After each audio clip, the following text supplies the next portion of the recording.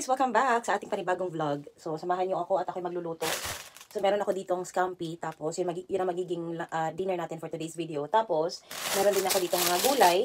Ayan. So, ito yung magiging in partnership. Instead na magra-rice kami. So, ito na lang. Magugulay tayo. Saka, meron din akong broccoli. So, ito lulutuin natin. So, papakita ko sa inyo kung paano ko lang siya gagawin.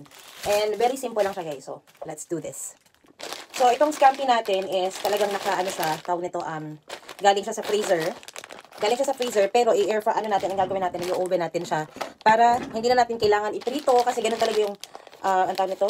Dati guys, hindi ko alam kung yung mga ganitong pagkain, kailangan ba siya iprito o i-microwave. Pero yung mga ganitong pagkain pala, lalo na kung galing sa freezer, yung ready, na siya, i-oven mo lang, tapos yun, naluto na, diba?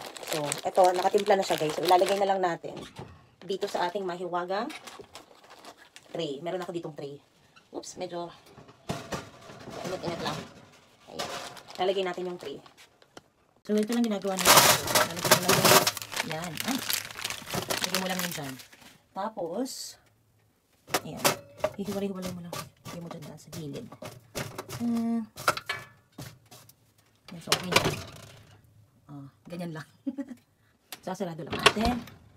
So, ayun na nga. Pagkatapos nun, so, gagawin natin is, dito naman tayo sa ating gulay. So, linisan lang natin saglit. So, hugasan lang natin yung ating mga gulay. So, tapos, madali lang siya guys kasi, isa papakita ko sa inyo paano. Yung madali ang pagkain na healthy din. So, hindi na kailangan talaga ng, tawag nito, hindi na kailangan ng marami pang chichiboreche. So, syempre, kailangan maging, din tayo, maging healthy sa mga kinakain natin. So, hugasan lang natin yan. Next time, bibili ako ng nilalagyan ng mga gulay, tapos doon na mag-drain. So, yun yung gagawin natin next time. Hopefully, makabili ako ng ganun. Siguro sa online ko ata pwede mabili eh. Ayan. Pang mabilisan lang ba? Nalagay lang natin yan dito. So, habang nag-oven ako, so, ito, gagawin na natin to.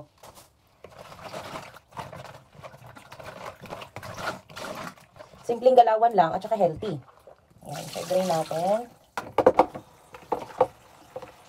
Gasan natin na maayos para okay naman siya. Ayan. Masyadong malamig ang tubig. Grabing lamig.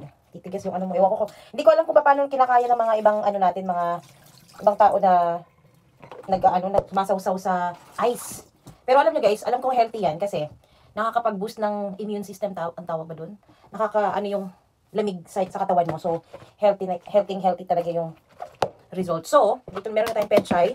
Tapos, lagay naman natin ang ating organic spinach. So, halo na lang natin lahat para na. Organic spinach, tapos yung broccoli. Ito lang. Parang sa tingin natin parang marami no, pero konti lang yan guys kasi liliit kasi yung mga gulay pag niluto na natin. So, syempre hindi ako magra-rice. Sabi ko hindi tayo magra-rice. So, ang gagawin natin is magugulay lang tayo. So, ganito lang gagawin ko. Hindi naman siya mahirap. Minsan, babawas-bawasan natin yung ating mga carbs. Kasi alam ko hindi naman yan na, hindi din healthy na masyado tayong maraming kinakain na carbs. Yung babalance-balance na lang din paminsan-minsan. So, ayan. Dito na. Nalo ko na siya, guys. Tinamad ang lola nyo. So, okay. Siyempre, dahil magluluto tayo, siyempre, kailangan natin gamitin yung ating mahiwagang lutuan or yung tinatawag nating cookware. Kasi, pag may maganda kang cookware, maganda din resulta at madali yung pagluluto mo. So, kaya sa ganitong mga bagay-bagay guys, talagang naging wais na din ako kasi nga, tawag nito, mas maganda talagang gumamit din ng magandang mga produkto. Kasi kung dati hindi ako nakakabili guys, hindi ako nakakabili ng mga magagandang produkto kasi wala naman tayong pera, hindi na nakaka-afford. Pero nitong at least kinakaya na nababalance na yung mga ginagastos. Yan. Hindi pwedeng hindi ka tawag nito, bumili ng para sa ikakasaya ng sarili mo. Ganyan. Teka lang. Kasi ito, meron kasi hugasan dito guys, hindi ko pa natatapos. Kaya medyo ano siya. Ayan. Hugasan natin yan. Ready na yung aking Innovate Royal Prestige. Kailangan na, ready na yan. So, kakailanganin natin yan. And, ipapakita ko lang gano'ng kasimple at sobrang dali lang talaga gawin itong ano natin. Hindi na kailangan ng doming chichibureche. So, hugasan lang natin ng konti yan.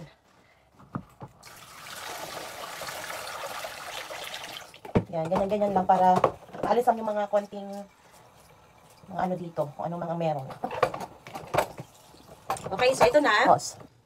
Andito na yung ating panggulay. So, syempre, lalagyan natin yung ating mga gulay dito. Sasali na natin lahat. Ayan. Ihahalo na yan, guys, kasi meron tayo ditong spinach, meron tayong broccoli, tapos, ano ba tawag dito? Pechay. Ayan. Ouch, mainit. Tatakpan lang natin yung maya-maya. Medyo parang, masyadong lang.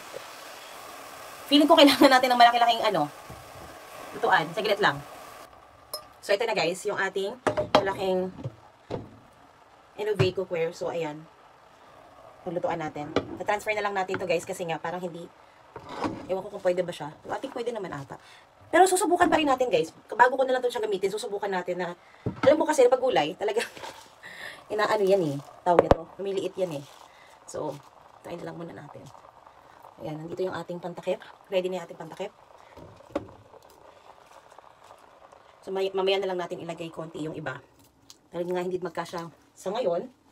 Hindi pa siya magkakasya kasi medyo puno pa siya. Pero pag medyo nag-steam na sa loob, ayan. Ayan lang. Lalagay natin yung ibang gulay dito. So, parang pwede pa. Nag-try natin. Kailangan ganyan na natin. Didiin ko na lang guys para didiin na lang natin. So, tingnan natin kung hanggat sa makaya. Didiin natin. Ayan. Puro gulay lang siya guys. Hindi mo na kailangan lagyan ng mantika. So, gulay lang siya lahat. Gulay. Ayan. Kakayanin ng ating Innovate. So, tapos sa gilid. Ayan. Sisiksik na lang natin. Para bang tayo ng maleta. Ayan. So, kaya yan. Kaya yan. Sisiksik lang natin.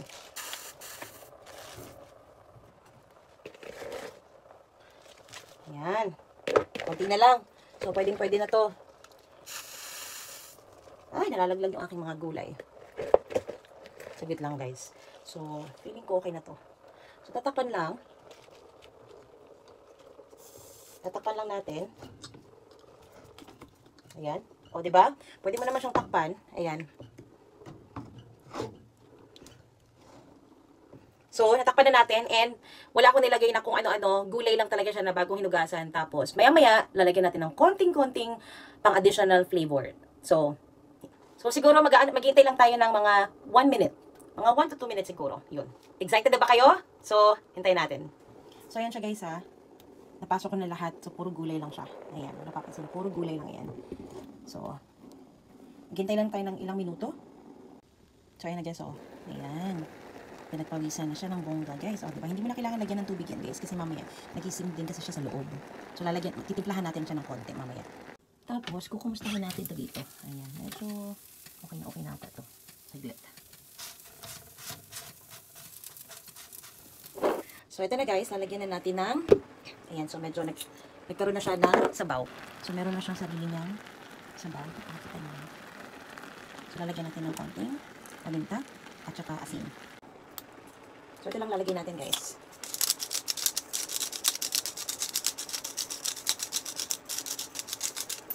Konting paminta.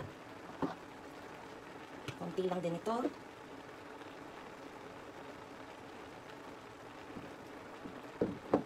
Konting-konti lang yan guys. And, lagyan natin ng konting. Ito naman is Himalayan salt.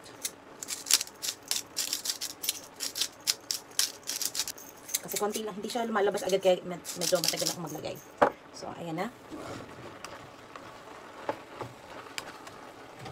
Ayan, tapos na siya guys. Ayan, okay na. Ready na to, ready to serve. At ready na din yung ating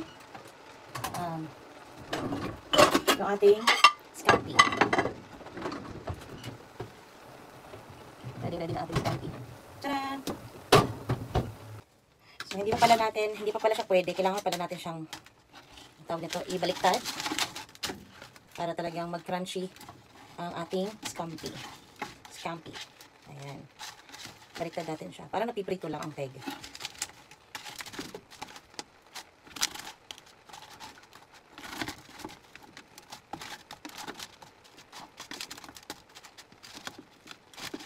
So, nabaliktad ko na siya lahat, guys. Tapos, ilalagay natin ulit.